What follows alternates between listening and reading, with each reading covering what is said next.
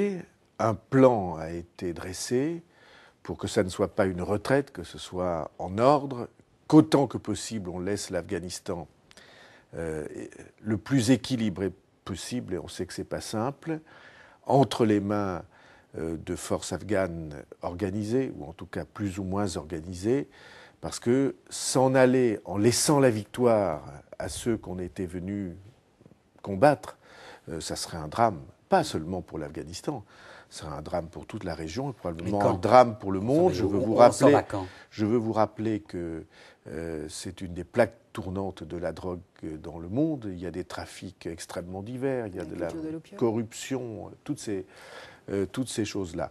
Je pense que le temps nécessaire pour le faire, c'est-à-dire une année, quelque chose de cet ordre, doit être respecté.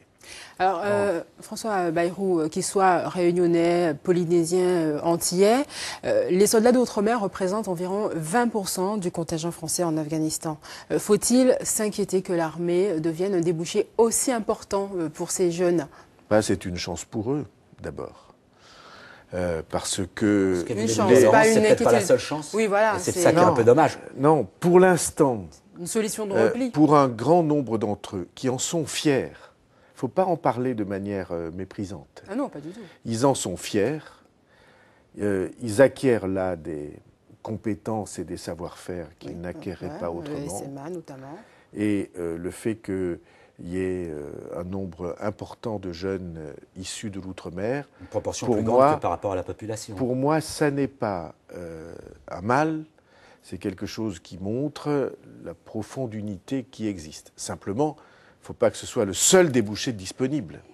Et donc, toutes les politiques, au fond, le message principal qui sera le mien devant vous, c'est que nous avons besoin de politiques spécifiques de développement de l'outre-mer, de développement économique, j'allais dire normal, de développement d'emplois qui soient des emplois normaux.